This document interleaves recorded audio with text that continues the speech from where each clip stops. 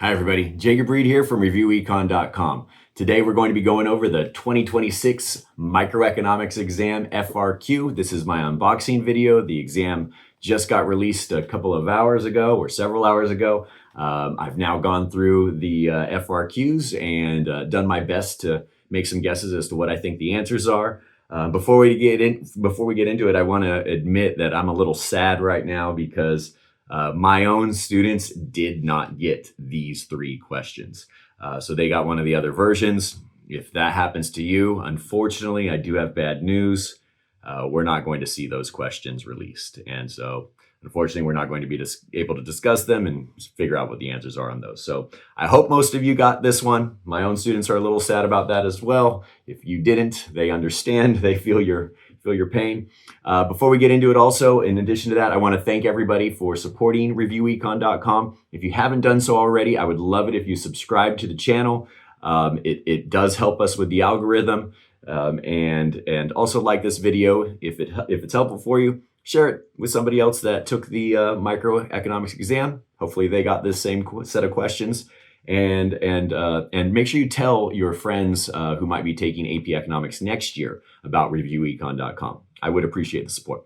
All right, let's go ahead and get into the questions. Oh, but one more thing. I don't know for sure what the answers are going to be. These are my guesses based on previously released rubrics and my experience with AP Economics. But this is what I think the answers are going to be, or at least what would be acceptable based on the rubrics is what I think. All right, so first of all, our first question, we have a payoff matrix. This is game theory. And so we have two companies. We have Ferrum and Ocel. I'm not sure if I'm pronouncing those correctly, but Ocel produces sheets of metal and steel beams, and Ferrum can transport via truck or rail. And then we have a whole bunch of numbers in the payoff matrix. Those are the amounts of profit for both firms, depending on where they end up and what their choices are.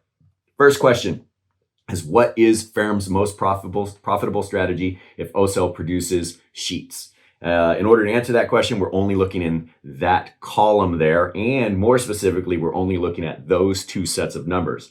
Those are the payoffs or the profit for Ferrum if Ocel is producing sheets. So they're choosing between $40 million and $50 million. We're going to go ahead and put a star there. That is $15 million of profit for Ferrum. I'm leaving the star there so that I can find the Nash equilibrium for later on in this question. And that leads me to my answer here, rail. No need to explain, but it is because $50 million is greater than $40 million. On to the next part. For part B, does Ocel have a dominant strategy? And we have to explain using numbers from the payoff matrix here. In order to find out if they have a dominant strategy, first we're going to find out what they would choose to do if Ferrum transports by truck. That means Ocel is choosing between $95 million and $125 million. $125 million of profit is better, so we're gonna go ahead and put a star there. And if they think that Ferrum is going to transport by rail, then Ocel is choosing between $75 million and $25 million, and $75 million is better.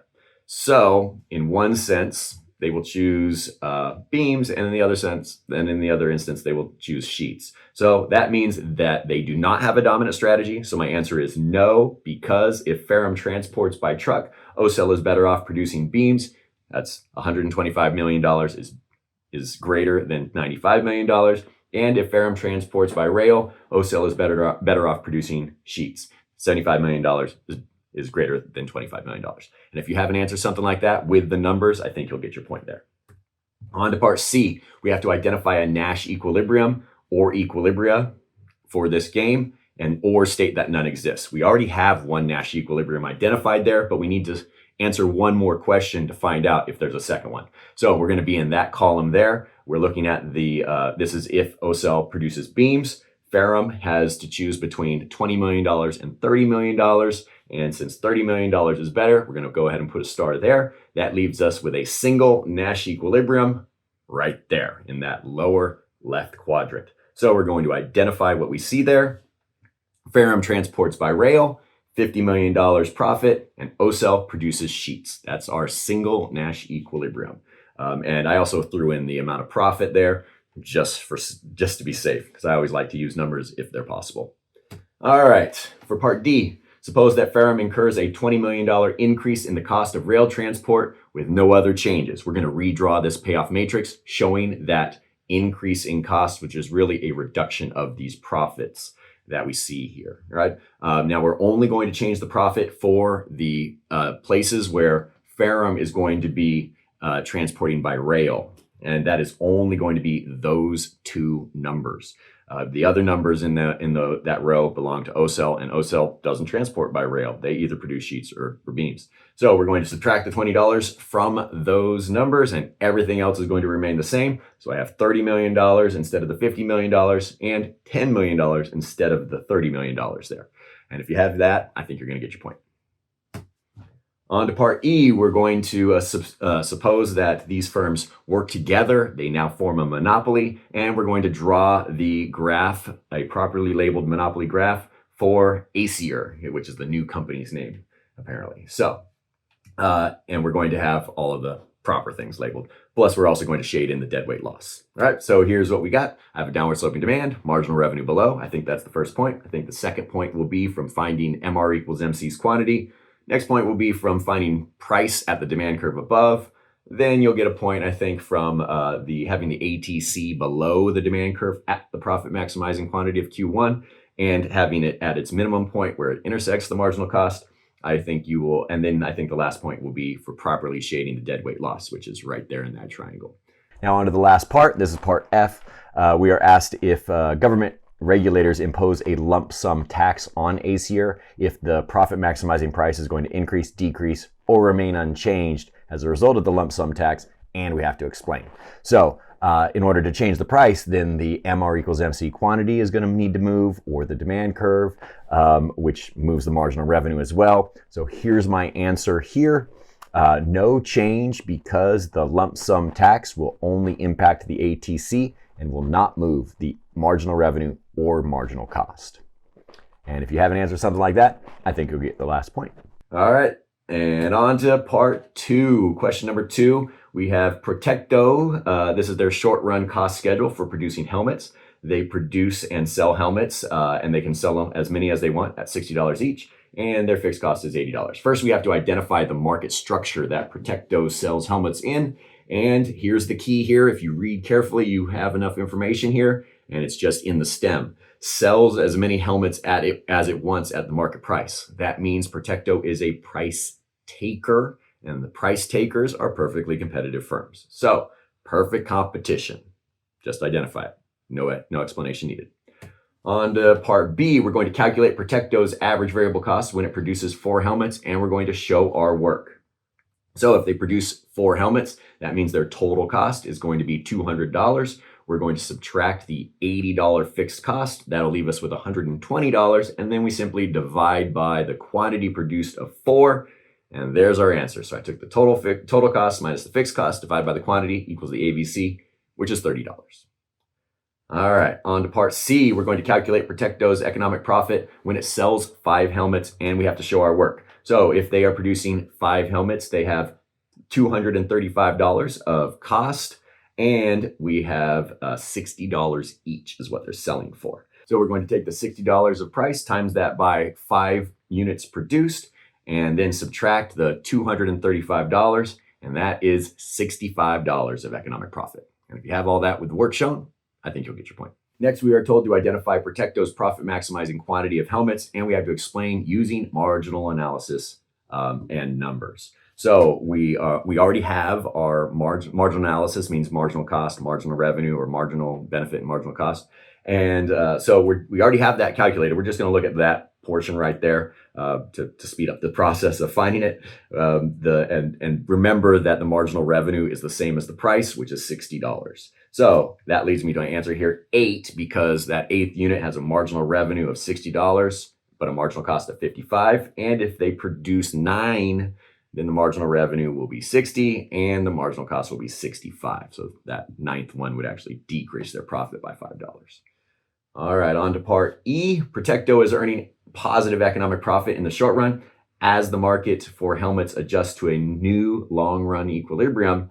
Will the market price for helmets increase, decrease, or remain the same? And we have to explain this time. Remember, Perfectly competitive firms break even in the long run. And if you remember the process, this should have been an easy explanation. Decrease because the economic profits will cause firms to enter the market and shift the market supply to the right. That lowers the price. On to part 3, or question 3. In Gurkland, we have a domestic market for cucumbers, and they have a regular old upward sloping supply, downward sloping demand, upward sloping supply, and they currently have an equilibrium price of $20 per bushel. We're going to draw that equilibrium. We're going to draw that market and label the equilibrium price of $20 and the market quantity of Q1. There you go. Just downward sloping demand, upward sloping supply. Mark that quantity and the price of $20. And that I think you'll get 1.4. Now on to part B. We're going to suppose that Gurkland engages in free trade with other countries and that the world price of cucumbers is $10 per bushel. On the graph we already drew, we're going to show the world price for cucumbers and label it $10. And the quantity of cucumbers sold by domestic producers, we're going to label that Q2. So the world price is at $10. It's below the equilibrium. That is the world price there. I labeled it supply for the world also. And I put it at $10, and the quantity produced is going to be at the supply curve that at that price of $10. So I marked it Q2, where that world supply or world price intersects the supply curve. Next, we're told that we're asked, will economic surplus in Gurkland increase, decrease, or remain the same as a result of engaging in that free trade? Our answer here is increase. You don't have to explain. But remember that economic surplus, because they will actually produce at the quantity demanded at that $10, which means that consumer surplus dramatically increases and producer surplus does shrink significantly, but the increase in consumer surplus outweighs that decrease in producer surplus and then some. And so the answer is increase. All right. You can check the international trade graph on Review Econ if you'd like.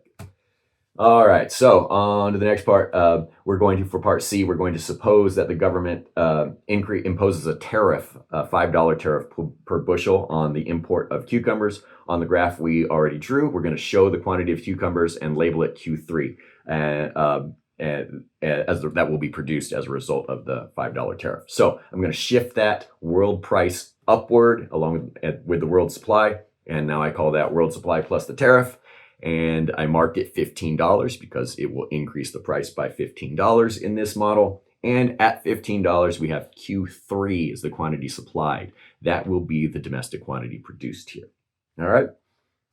On to the next part. As compared with free trade described in part B, will domestic producer surplus in the market for cucumbers increase, decrease, or remain the same as a result of the $5 tariff imposed on the import of cucumbers? And we have to explain. So here's my answer. It's going to increase. The producer surplus will increase, and that's because domestic producers don't pay the tariff, but they do get to sell more. Q3 is greater than Q2, and they get to sell at a higher price. And I put that higher price, $15 versus the $10. I don't know that you'll need those numbers, but I put them there because when you can use numbers, you generally should. And there you go. There's my answer. And that is the end of the exam. So again, I'm not 100% sure that all of these answers are correct. Let me know in the comments what you think. You think I made any mistakes? Maybe I did. I'll admit it in the comments if I think I made a mistake. Some years I do. But thank you again very much for the support that you all had for ReviewEcon.com.